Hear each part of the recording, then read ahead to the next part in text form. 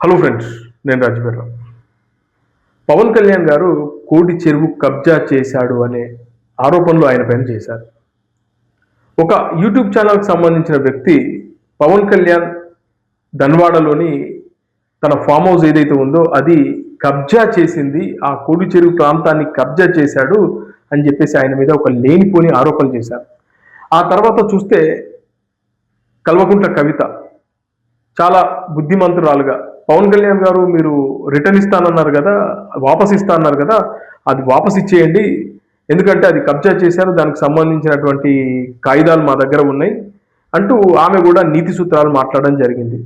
ఇక కవిత నీతులు మాట్లాడితే అది నెక్స్ట్ లెవెల్ ఉంటుంది, కానీ ఆమెకు అర్హత కూడా లేదని చాలామంది మాట్లాడతారు, అది వేరే సంగతి. కానీ అయితే ఈ కోడి చెరువు కబ్జా జరిగిందని చెప్పేసి కోడి మెదళ్ళు వేసుకొని కోడి చెరువు దగ్గరికి వెళ్ళిన కొంతమంది సిండికేట్ జర్నలిస్టులు, స్వయం ప్రకటిత మేధావులు అంటారు వీళ్ళను.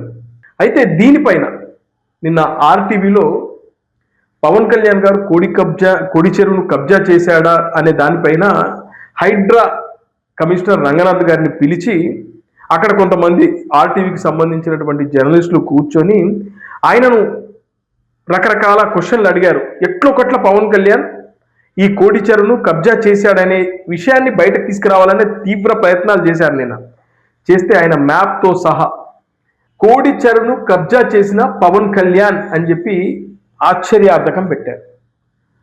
ఎందుకు ఆ టైటిల్ అలా పెట్టాలి? పెట్టచ్చు కదా, కోడి చెరువును పవన్ కళ్యాణ్ కబ్జా చెయ్యలేదు అనే విషయం చెప్పొచ్చు కదా, లేదంటే క్వశ్చన్ మార్క్ వేయొచ్చు కదా. అంటే వీళ్ళందరి ఇంటెన్షన్ ఏంటంటే పవన్ కళ్యాణ్ ని ఏదో విధంగా తప్పుడు మనిషి అని మనం చూపించాలి జనాల్లోకి, ఆ విషయాన్ని తీసుకెళ్ళాలి అని తీవ్ర ప్రయత్నాలు చేశారు. దానికి హైడ్రా కమిషనర్ రంగనాథ్ గారు క్లియర్గా అసలు ఏం జరిగింది, అసలు ఈ కోడి చెరువు అనే ప్రాంతం ఏదైతే ఉందో పవన్ కళ్యాణ్ నిజంగానే కబ్జా చేశాడా, దానిపైన క్లియర్గా ఆయన ఏం చెప్తున్నాడో ఒక 2 నిమిషాలు ఓపికతో వినండి.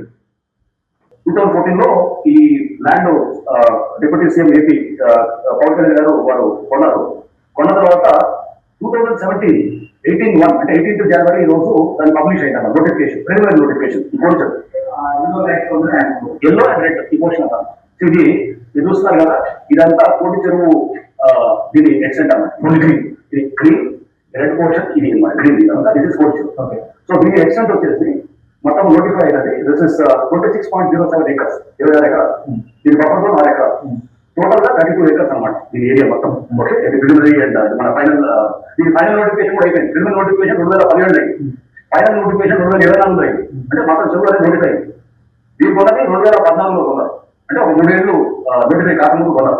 కొన్న తర్వాత దీన్ని ఇక్కడ చూస్తే కనుక ఎక్కడ కూడా మీరు ఎక్కడ డిస్టర్బ్ కాలేదు. వీళ్ళు ఈ పైన ఉన్న వాళ్ళంతా మట్టితో ఫిల్ చేసి మొత్తం చేశారు సార్. ఇక్కడ మీకు మొత్తం చెరువు బెడ్ మనం చూస్తే కనుక లెవెల్స్ కూడా చూస్తే కనుక ఎక్కడ డిస్టర్బ్ కాలేదు. వాటర్ అంతా ఇక్కడ ఫ్లో అవుతుంది అనమాట. ఇక్కడ నుంచి పడ్డ వర్షం అంతా కూడా ఫ్లో అవుతుంది. ఇక్కడ ఫెన్సింగ్ వేశారు.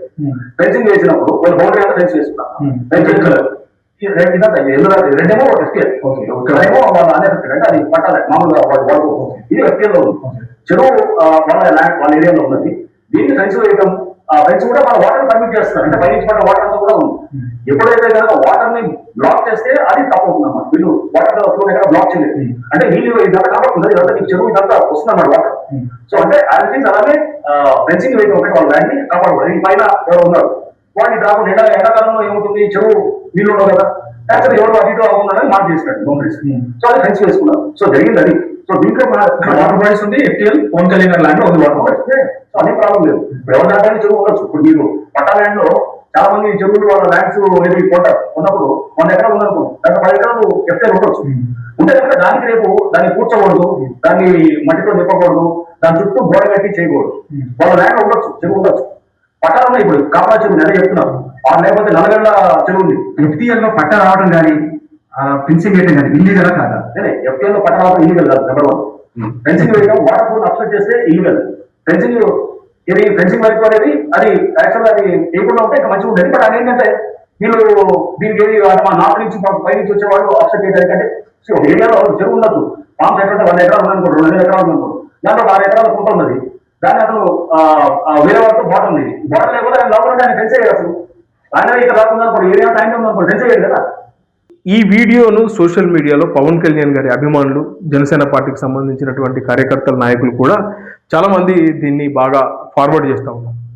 క్లియర్గా అతను చెప్తున్నాడు, పవన్ కళ్యాణ్ గారు ఈ ల్యాండ్ కొనుక్కున్నారు, అది కూడా క్లియర్గా రెడ్ జోన్ ఏదైతే మీకు ఇందాక చూపించాడు ఆయన, ఆ రెడ్ జోన్ ఏదైతే ఉందో అది పవన్ కళ్యాణ్ గారికి సంబంధించినటువంటి ల్యాండ్. అది ఆయన దానికి ఫెన్సింగ్ వేసుకున్నాడు. అయితే ఫెన్సింగ్ వేసినా కూడా ఎక్కడ కూడా ఆ చెరువు నుంచి వచ్చే వాటర్ కానీ ఆ ఫ్లోని ఎక్కడ కూడా ఆపలేదు. పైగా ఇది శిఖం పట్టా భూమి, అంటే ఇది ఎవరైనా కొనుక్కోవచ్చు, ఎవరికైనా మనం అమ్ముకోవచ్చు, కానీ ఇక్కడ కమర్షియల్గా దీన్ని ఉపయోగించకూడదు. పవన్ కళ్యాణ్ గారు చేస్తుంది అక్కడ ఫామ్. పైగా పవన్ కళ్యాణ్ గారు కొనుక్కున్నది 2014లో, ఆయనే క్లియర్గా చెప్తా ఉన్నారు. దీంట్లో పవన్ కళ్యాణ్ గారు ఎలాంటి తప్పు చేయలేదు.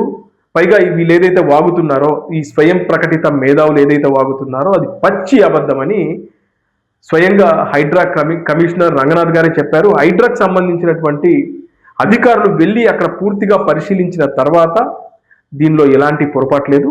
రేపు ఫ్యూచర్లో ఏదైనా దానికి సంబంధించినటువంటి అక్కడ చెరువు వచ్చి దాన్ని ఏమైనా చెరువును డెవలప్ చేయాలని అనుకుంటే మాత్రం ఖచ్చితంగా పవన్ కళ్యాణ్ గారు అది ఏదైతే ఉంటుందో ఆ కొంత ప్లేస్ ఏదైతే ఉంటుందో దాన్ని పవన్ కళ్యాణ్ గారు ఇవ్వాల్సి వస్తుంది. ఖచ్చితంగా ఆయన ఇస్తారు. ఎందుకంటే అది డెవలప్ చేసినప్పుడు ఖచ్చితంగా ఇప్పుడు సపోజ్ రోడ్ వైండింగ్ ఉంటుంది, రోడ్ వైండింగ్లో మన ఇల్లు ఉంటుంది, అది 2 గజాలు 3 గజాలు పోయినప్పుడు ఖచ్చితంగా రోడ్డు వైండింగ్కి మనం వదిలిపెట్టాల్సిందే. అప్పుడు గవర్నమెంట్ దానికి సంబంధించిన ప్రస్తుత రేట్ అయితే ఏదైతే ఉంటుందో దాన్ని ఇస్తారు. అట్లాగే ఇప్పుడు ఈ పవన్ కళ్యాణ్ గారు కొనుక్కున్నటువంటి శిఖం పట్టా భూమి ఏదైతే ఉందో దానికి సంబంధించి రేపు ఈ చెరువును గనక హైడ్రా వాళ్ళు డెవలప్ చేయాలనుకుంటే, తెలంగాణ గవర్నమెంట్ డెవలప్ చేయాలనుకుంటే ఖచ్చితంగా అక్కడ పవన్ కళ్యాణ్ ఏదైతే వదిలిపెట్టాల్సి వస్తుందో వదిలిపెడతారు. దానికి సంబంధించిన అప్పటి రేటు ప్రకారం పవన్ కళ్యాణ్ గారికి ఇవ్వాల్సి వస్తుంది కూడా. అదే విషయాన్ని హైడ్రా కమిషనర్ రంగనాథ్ గారు చెప్పారు, క్లియర్గా చెప్పారు. అది కబ్జా చేసింది కాదు. అంటే కొనుక్కున్న దాన్ని కూడా కబ్జా చేశారని ఎంత మాయ చేశారు చూడండి. అంటే విలేజ్లో ఉన్న జనాలకు కానీ, లేదంటే పెద్దగా సోషల్ మీడియా పెద్దగా నాలెడ్జ్ లేని జనాలు ఏమనుకుంటారు, ఓ పవన్ కళ్యాణ్ నీతులు చెప్తాడు కదా, మరి అలాంటి పవన్ కళ్యాణ్ కబ్జాలు చేశాడా, పవన్ కళ్యాణ్ మంచివాడు అనుకుంటే ఈ పవన్ కళ్యాణ్ కూడా అందరు రాజకీయ నాయకుల్లాగానే కదా అనే ప్రమాదం ఉంది. అందుకే దానికి ఒక క్లారిటీ అయితే వచ్చింది. ఇప్పుడు ఏమంటారు, ఎక్కడ ముఖాలు పెట్టుకుంటారు మీరు?